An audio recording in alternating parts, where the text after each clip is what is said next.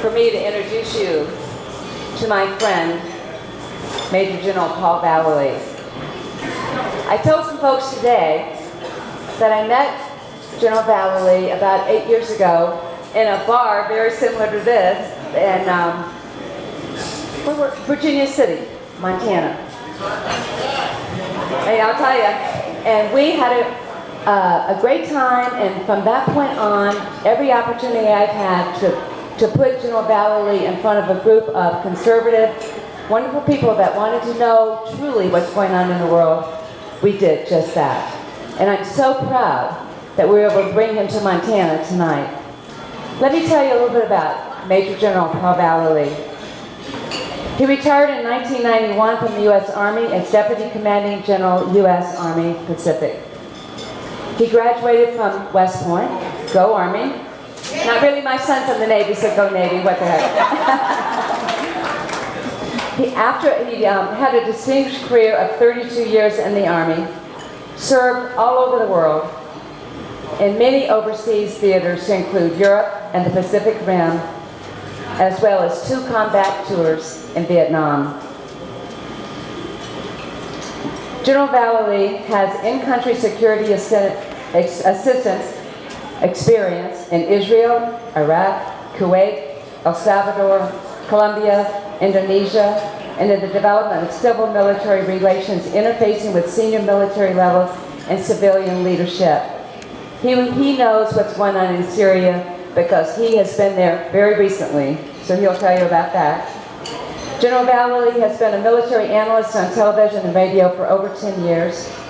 He's also a guest lecturer on national security, international political and economic issues, strategic planning matters, and the global war against radical Islam and other threats to America.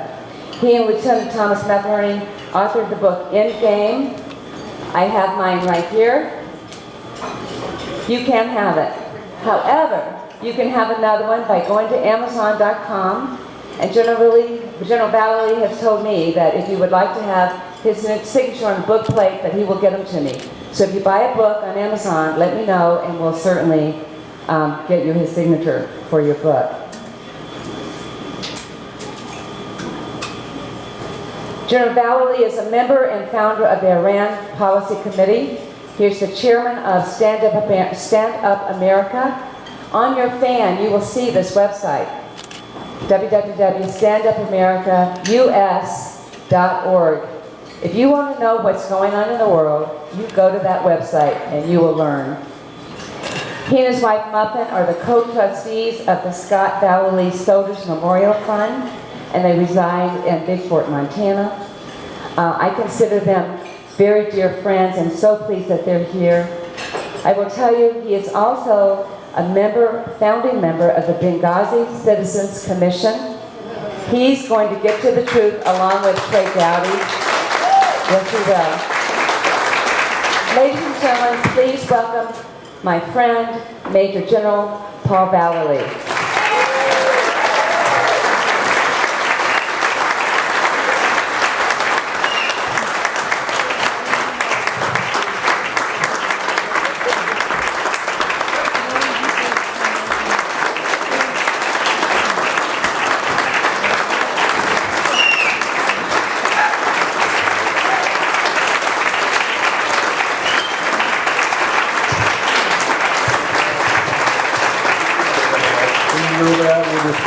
Thank you very much, ladies and gentlemen.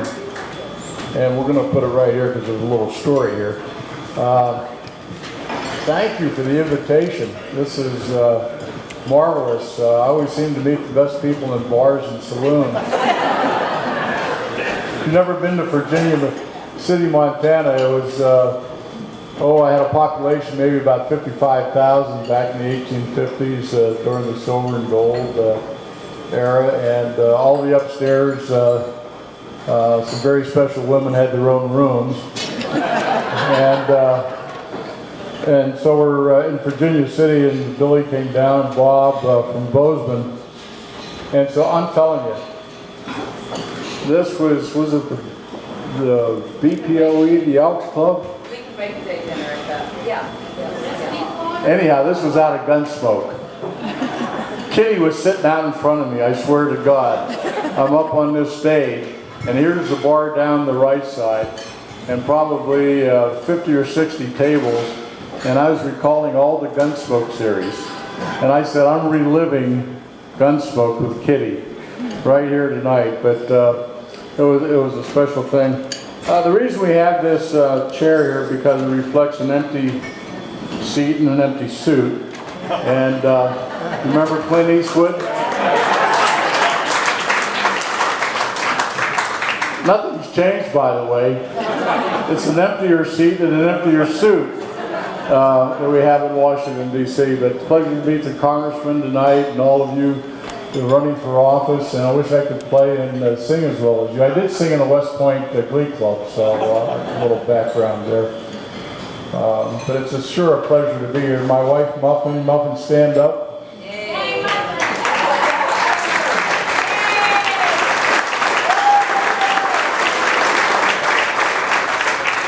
When I met Muffin in New York City, she was working 39th and Lexington. And, oh, I'm not supposed to say that anymore. But we really did meet on 39th and Lexington in Manhattan. So we just celebrated our 43rd anniversary. There's another reason for this. I'm not very strong right now. How many of you have been on a vacation to hell? Let me see your hands. Okay? And I told this earlier to a group, so I'm sort of repeating myself, but I just got off a vacation from hell. Now, as a good husband, I try to plan our anniversary. So I planned out this cruise, this Baltic cruise out of Copenhagen, 9 days. And it's also my wife's birthday this month. So I planned everything out. I called American Express, and they booked the cruise, and they booked the flights. So anyhow, we fly out, and you know how you sort of get bad vibes once in a while? I started getting bad vibes about this trip. So anyhow, we landed in Copenhagen and spent the day, and then we sailed the next day. Got on the ship, the Norwegian Star, and so about 2 o'clock in the morning, like most men, you have to get up and go to the bathroom. So I get up and I fall over. I lost all mobility below my hips. My temperature, fever, went to 104. And so Muffin called 911 on the ship. I went down to the clinic down there, and they gave me an IV. Now remember, this is the first day on the ship. So we're sailing to Berlin. We're supposed to go to Berlin the next 2 days. So anyhow, they gave me an IV, and I got my mobility back. The second night, I get up about 2 o'clock in the morning. I fall over, and I hit the wall, and I scrape my head all the way down the wall. So all my skin came off of my face. Listen, for 9 days, it never got any better. I lost my taste buds. I couldn't taste. I couldn't even have a martini or a good glass of wine.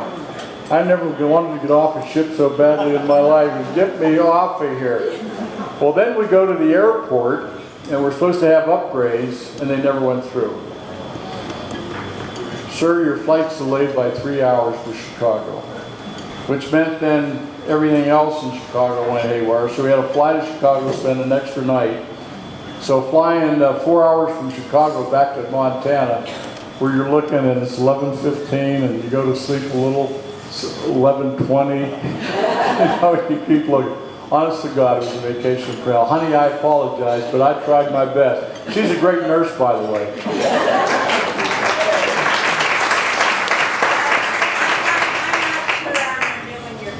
I think I'll trade it in for a couple. She wants to trade me in, and I don't blame her. But anyhow, we called Billy on Tuesday, and I still hadn't recovered.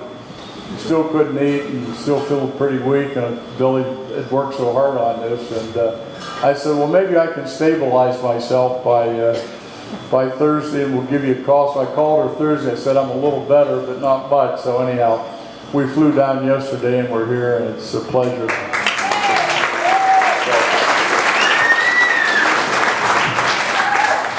Anyhow, I'm just going to sit down so I don't fall over on you.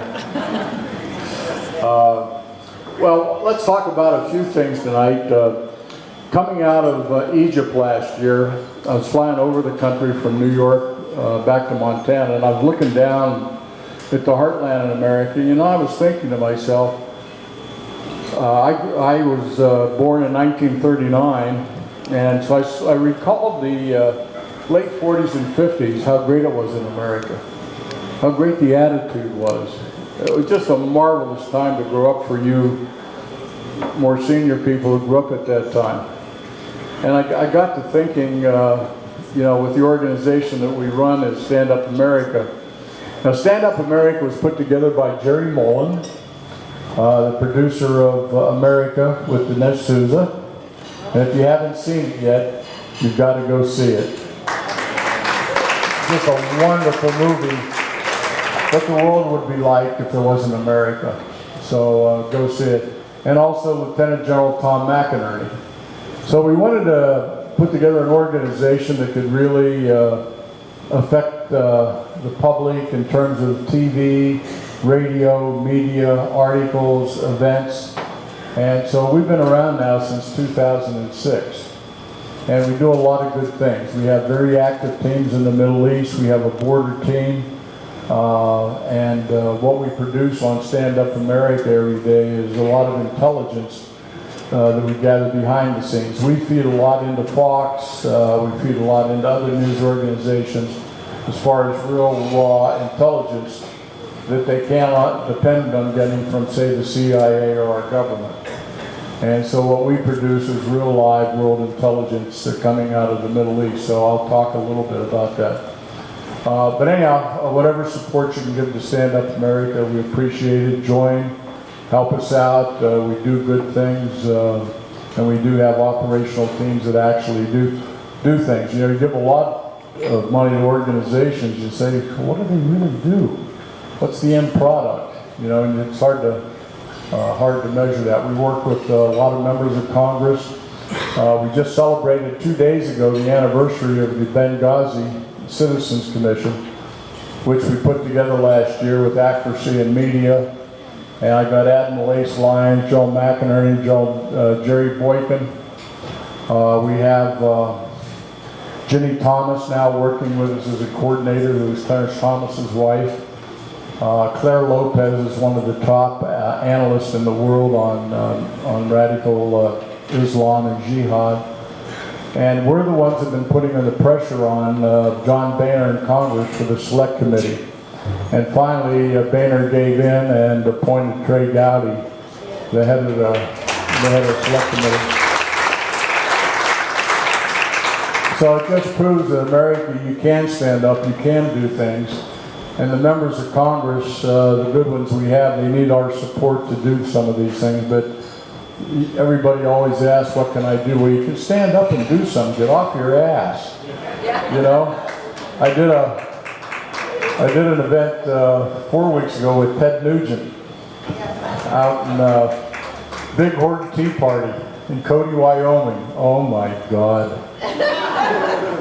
It was unbelievable. I got to get up and speak first, then Ted came up, and then we did an question and answer period. But I'll tell you, to be on stage with Ted Nugent, I mean, he really lets it go. It was quite an event. It was quite an experience. But anyhow, we had two senators there, Senator Enzi and Senator Barrasso. And they never even came in to say hello to us. They stood out there shaking hands and making sure everybody knew they made an appearance. And that was sort of sad that we had two senior Republican senators that couldn't even have the respect to come over and say hello to you. They were just there to, you know, say that we had been there. So a lot of the events that we do, I kicked off the Tea Party event in South Carolina in January, did the Sierra Buttes in Northern California, and then did the Michigan Tea Party a few months ago. So I've been on the road a little bit. So, but now I'm not going to travel anymore. I'm going to go back to Big Fork, Montana and stay there for a while. I'm going to talk about two things, and maybe we'll have some Q&A if you want to, some questions and answers. But let me talk to you about America and Jerry Mullen, what they did with the movie and the book. From that, we've been working on a project called America First. And part of that project is that all the candidates that we have really tell the American people they're Americans first before the Republicans and Democrats. And you can't believe how powerful that is when they go out and say, I'm doing this because I'm American first, and this is what I believe in. I believe in the Constitution and the Bill of Rights. And I believe in these things that we've been endowed with God from. You know, so you go out and talk about being an American first. It makes a whole difference in the world. And part of that program that of America First, and it's on the website, you can see it, is that we found that 47% minimum of the federal government can be eliminated, and we wouldn't miss it.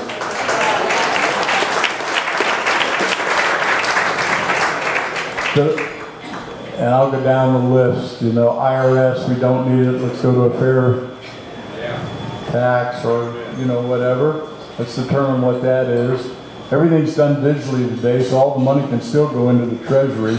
We don't need the IRS. Get rid of them. Get rid of EPA. We don't need them. Get rid of the Energy Department. Get rid of the Education Department. Put it back in the state. Then we wouldn't have things like Common Core coming out now. Homeland Security. Let's put the Defense of America back in the Defense Department, and let's make sure that they have the assets and the forces to protect our borders and protect us from all the threats around the world. And so if you look at that America First project, you can go down the line. Let's get rid of the Federal Reserve. We don't need them. Our Treasury Department can take care of all those things. That's why we had the Department of Treasury. So when you go through all this checklist, these are all the things that our new leaders in Congress can start working on. How would you like to have a new Congress that says we're going to deregulate and delegislate? My God, what does that mean? But it seems everybody is a good congressman could tell you, want to legislate. We don't need any more legislation. They want to legislate more for the border. My God, just enforce our laws. They want to pass laws and all this. They want to restrict America even more and more and more. But then I look at the arrogance of our people, particularly in the executive branch. Look at the testimonies in the hearings. Lois Lerner. What's the other guy from the IRS? Have you ever seen anybody more arrogant than these people? I mean, you can even sense it when you go through the airports in some regard with TSA. The State Department people overseas. I've never met more arrogant people in my life. And this is what other people see about America. So these are things we can work on. We need new young people. We need to replace the Republican establishment. And I don't have to name a lot of names, but we got some great, great young people in Congress. You've got one here tonight. And you got Louis Gohmert from Texas. Wow, what a guy. Steve King from Iowa. You've got Trey Gowdy, Larry Jordan. I mean, we can list a whole bunch of these new young Republicans. Painter's got to go. I was with John about 3 weeks ago, and I'm sitting there with him in a private meeting, and you ask John a question, and he comes up with excuses why you can't do anything. Rather than, this is what we're going to do. We're going to go kick ass, we're going to get some cojones, and we're going to do the job. But we need warriors in Congress right now, okay? More than leaders. You know what a warrior is? From a leader, a warrior will fall on his sword for you. I will fall on my sword for you. That means I will die for you. It's a big difference in the mentality, okay? So we need the warrior ethic to come back. Anyhow, those are just a few of my observations as far as politics are concerned. We've got to take back the Senate. There's no doubt about that. We've got to get good people in to be the leaders of the Republican Party. It's just absolutely vital to this country. We are on a national suicide track right now. We have gone over the cliff more than you know. The question is the pain that we're going to have to go through to come back. So we really are at a crossroads in America right now. Probably the greatest crossroads we've faced in the history of our country. 2012. The next 12 months are absolutely critical for us turning around this country. I wish we had a mechanism to replace this whole national security team, including Obama. They all should be fired. And then it's incredible how inept they are with their agenda. And it's both. They have their agenda and have their ineptness. More is going to come out on the Benghazi thing of the lying of Hillary Clinton, Leon Panetta, General Dempsey. And I'll tell you, the interrogations and analysis that we have done. You remember the hearings with Panetta, Dempsey, and then, of course, Hillary? What difference does it make? They all lied. When they said we didn't have assets in the area to even attempt a rescue operation. You're going to be surprised what you're going to hear in the next couple of weeks of what assets we had there ready to go. They did get a stand-down order not to go in for the rescue. Hillary Clinton's the biggest liar and deceiver the United States has, along with Obama. And I hope the Democrats are getting awakened by all of this. And so they will come to believe that, again, they must be Americans first. And I think some of them are awakening from talking to our congressman here this evening. Let me go into the Middle East a little bit, and then we can do some Q&A. I'm the only one that's been inside Syria in the last year. I went in with 400 men into the most dangerous city in the world, which is Aleppo. And I went in with the Free Syrian Army. And I've worked with them now for over 3 years. Matter of fact, if you want to go on YouTube, you can just type my name in Syria, and you will see the inside Syria last year, inside Aleppo, with 400 armed men who made sure that I was taken care of. Nothing was going to happen to me. And then my wife gets a call from the FBI a couple months ago that Al-Qaeda put a hit out on me to kidnap and behead me. And my name in the Middle East now is the Kafir Crusader. K-A-F-I-R. You have to go home and Google it and you can find out what that means. But now they're accusing me of going in and being the new Crusader in the Middle East. Anyhow, the next day I put a hit out on him. So I hope my guys did a good job in taking this son of a bitch out.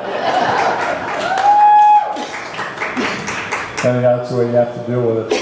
I'm proud of you for voting against the legislation supporting Obama and this new ruse that he has set up to support what he calls the rebels over there. Obama has continually supported the wrong side, the Muslim Brotherhood, and as Turkey is doing, and also Qatar. So it's an interesting chessboard that we have in the Middle East. I'm the only one that's gone inside Syria to vet the Al-Qaeda away, different from the Free Syrian Army. And the Free Syrian Army really broke off, or started when a number of officers defected from the Assad regime, and Colonel Riyad was the colonel that first defected, and then the generals started defecting, and then other members of the ministry started to defect. And that's how the Free Syrian Army came about. And they're really wonderful people. They were up to 80,000 people 2.5 years ago when I visited them the first time, but nobody would help them. Nobody would give them any money. Then at that time, Al-Qaeda started to build up coming in the country, and then Hezbollah started coming into the country supporting Assad. So the chessboard over there is very difficult. John McCain goes over about 3 weeks after I did, meets with the wrong people. And so anyhow, John got the word that I said he met with the wrong people, and what the hell are you talking about? I didn't meet with the wrong people. And of course we have pictures of it, meeting with even a current member of ISIS and General Idris, who represented Qatar and the Muslim Brotherhood. So it's all there. So I don't know how many McCain reporters or supporters are in here tonight, but I'll tell you, John doesn't seem to get it. I'm not sure what the hell's going on in his mind, but he has to have one. good point. But anyhow, then last year I had the opportunity to head a delegation to Egypt to meet General El-Sisi before he became president. And so we went in, met with General El-Sisi and a number of his staff, and I'll tell you what wonderful people the Egyptians are. And if you haven't been to Cairo over there, I mean, it is just wonderful what they've done in a short period of time, have that second revolution to throw the Muslim Brotherhood out. And while they were doing it, our State Department is supporting the Muslim Brotherhood. Obama's supporting the Muslim Brotherhood that supports Al-Qaeda. And El-Sisi said to me, I have to deal in the realities. I have to protect the Sinai on Israel's southern border. I have to choose to pick and reinforce one of the greatest areas of commerce, which is the Suez Canal. He said, I got Libya on my western side falling apart. I got the Sudan in the south falling apart. And I have to reconstruct my country for the destruction that was done by the Muslim Brotherhood. The Egyptians have it. You watch them. They're coming back very strong. But they are so pissed off at our government that we cut off their foreign aid. We cut off their military parts program that they needed for the helicopters to fight in the Sinai in Egypt and on their borders there on Egypt in Libya. And then I went back over again. And have you ever had a Muslim kiss? How they kiss you, you know, one chick on each cheek. You gotta learn to do that. You go to the Middle East, you gotta kiss each cheek, you know. But they don't touch, they sort of go. And so I'm on kissing relationships with El-Sisi. Now, what's funny, a month ago, Kerry goes over, and he's got to go through a detection where they go through the machines and all of that. And so I got a call from a friend of mine in the CIA. He said, Paul, you go through and you kiss El-Sisi. Kerry's got to go through these detection devices. And he said, yeah, well, El-Sisi respects you rather than Lurch. Did you see Lurch wink at McCain during the hearing last week? Huh? It was even a bad wink. Jeez, I can't believe it. I mean, I respect you guys got to sit there in the halls of Congress and see all this stuff that's going on every day. And put up with Debbie Wasserman Schultz and some of these people. This must be absolutely incredible. Anyhow, it's been very educational to go over on the ground in the Middle East. Even to become a target as I am right now. I love it being a target because that means I'm going to go after them. Answer any of your questions. And, yeah. Barry, why don't you come up so people can hear your question?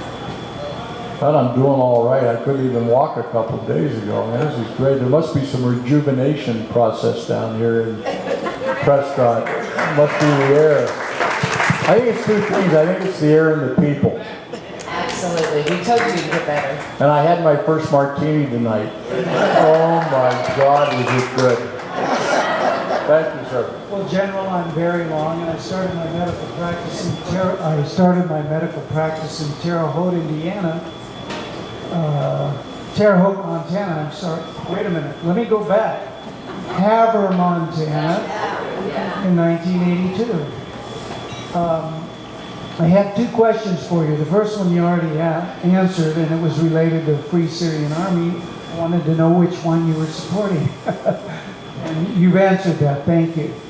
The second one was related to an issue that was raised early in the Benghazi debacle.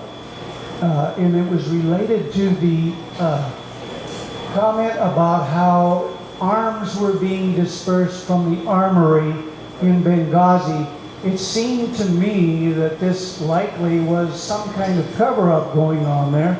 I don't know, because all of a sudden, nobody's talking about it. Could you discuss that? Yeah. That'll be coming out in the hearings. Trey Galley will get into the arms deal that was going down that went bad. Basically arming the enemies of Gaddafi, who happened to be Al-Qaeda. And Qatar put up the money for that, and it was a deal gone bad. Millions and millions of dollars of those weapons then went into inventories in Libya. Some of them they try to ship to Syria, and so you're going to find out more and more about an arms deal gone back. It was like Fast and Furious, except it was in Libya. And so when you see why Ambassador Stevens, or the question comes up, why was he there? Why was he there? Those questions are all going to be answered. You can't believe the number of people have come forward from behind the scenes finally and have told what's going on. I'll give you an example. One sergeant who was on duty that morning and got the alert call to round up and make sure the C-130s in Italy and in Spain were available for a go operation. And so early that morning, there was some sense that something was going down bad in Libya and in Benghazi. So more of these individuals who were involved in there, in the mobilization in that 24-hour period is going to come true. Now, the second day of the hearings, when Panetta and Dempsey testified, I had wrote an article following that up, and I really said they're either lying or as Secretary of Defense and Chairman of the Joint Chiefs of Staff, they didn't know what assets they had. All you got to do is call the general in charge of the Middle East, and how many ships do you have, how many airplanes, how many special ops. The Armed Forces keeps track of all that stuff. So anyhow, Geraldo Rivera calls up, wants to know if I'll do his show that night on Fox. And I said, okay. So I go on Fox, and of course Geraldo's trying to sandbag me a little bit. And he said, you wrote in your article that the Secretary of Defense and the Chairman of the Joint Chiefs has lied to Congress. And I said, Geraldo, it wasn't exactly that way. I said either one of two things, and believe me, there's no gray area here. Either they lied about saying we didn't have any assets to go do the rescue operation, or they didn't know what assets they had. And if they didn't know, that's a dereliction of duty. Right? If I'm the Secretary of Defense and I'm the Chairman of the Joint Chief and I don't know the ships in the Mediterranean, the special ops in Spain, what we had up in Czechoslovakia, the aircraft we had on standby in Italy, and you tell me we didn't have any assets at least to try?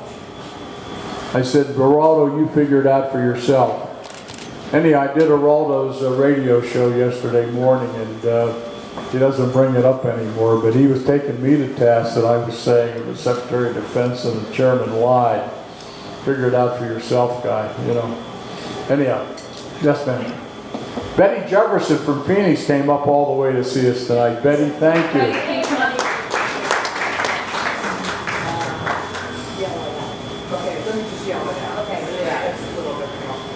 So, Paul, I'm really concerned about our Commander-in-Chief's lack of a strategy, no boots on the ground, and so on.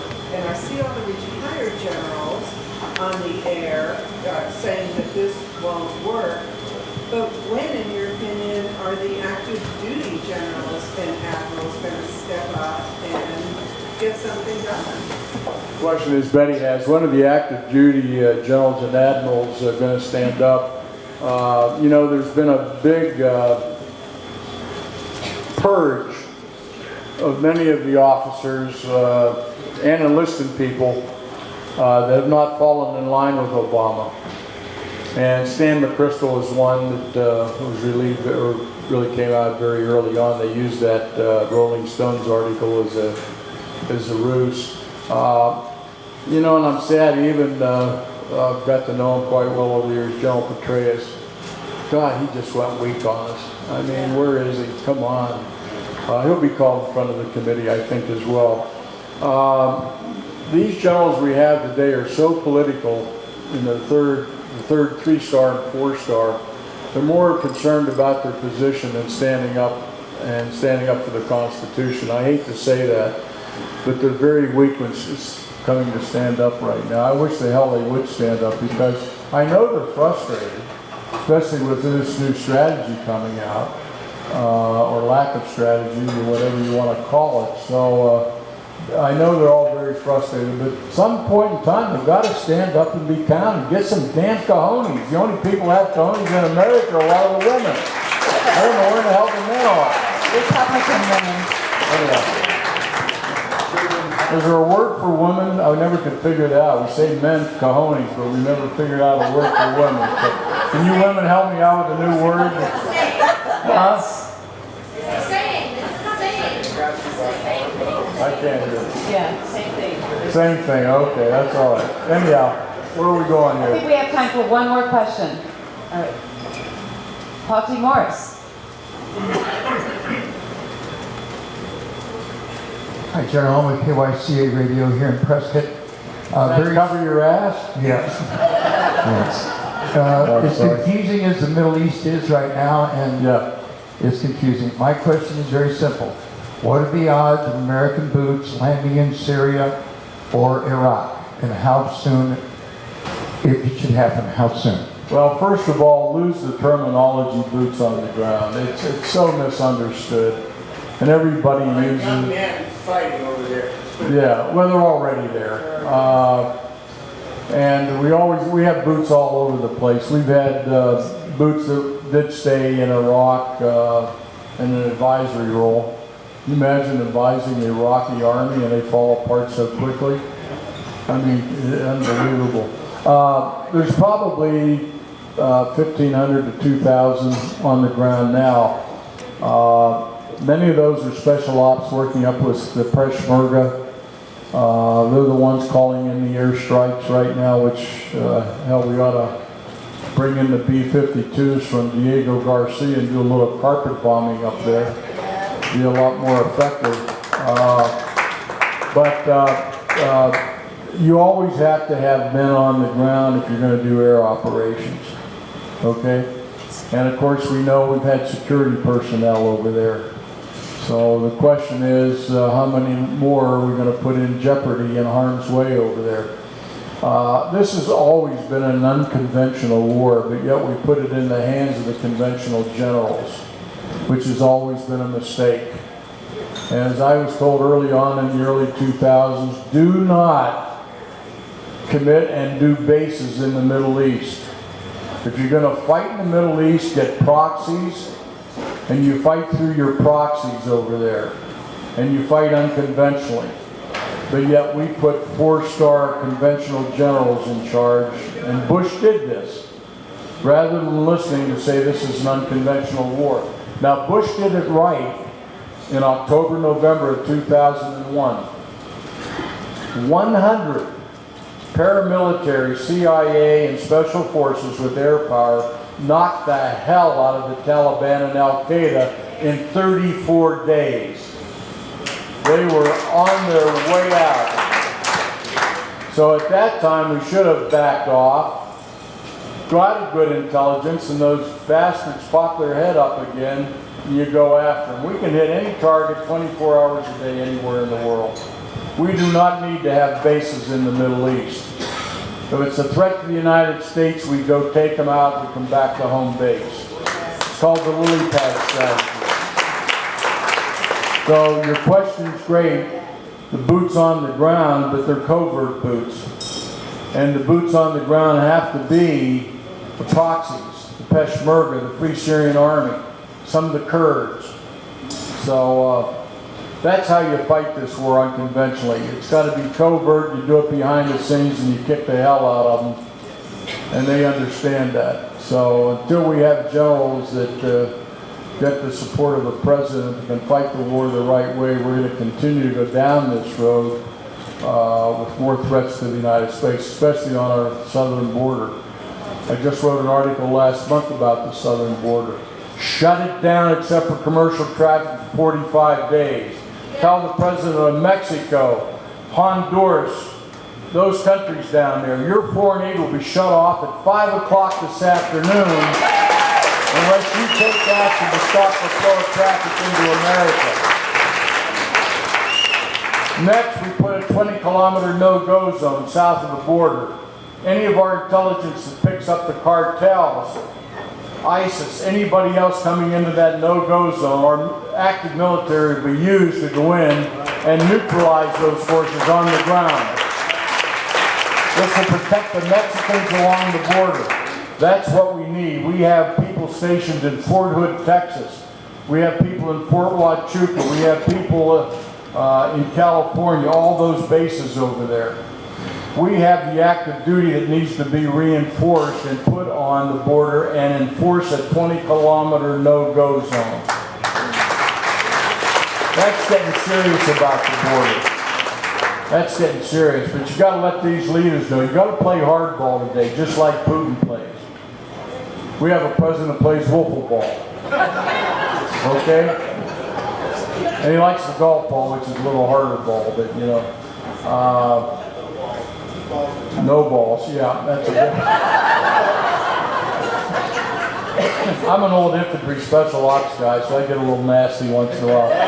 Anyhow, so that's what I would do about the border. Let's get serious about it, but I'd put it on those presidents down there. You're not getting a damn another dollar from the United States, you start taking some action. Because we don't want your people coming up here anymore, because we cannot endure the economic factors that deal with all these young people coming in and old. And by the way, a lot of that percentage are teenagers are being recruited by the gangs. Now you have ISIS coming in and so on. It's really bad. Yes, ma'am. Oh boy, I'd be down there in a heartbeat. I mean, that is ridiculous. How we get the Marine out of, where's he, Tijuana? I think it's Tijuana jail.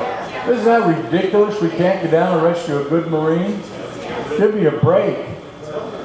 Give me a helicopter. I'll be outside that prison. Give me about 100 special ops guys, and I'll take them out of that prison. You know? I'd surround that damn prison and go in there and take them out. I mean, there's ways. You got to play hardball today. This is serious matters what we're going through. It's not business as usual. America's under attack severely. And as Putin gets stronger, as China gets stronger, we're weakening our military and our national security. And like I told Neil Cavuto on a show not too long ago, you can talk about the economy, you can talk about all these other issues in America, but unless we can secure America and its citizens, none of the other stuff makes any difference. Okay? And that's why it's important for more of our congressional members to be up on national security and understand what's going on and be articulate about it. So anyhow, how are we doing? We right on schedule? We're done. We're done? Oh, no. I just got started. Hey, thank you very much. This has been great.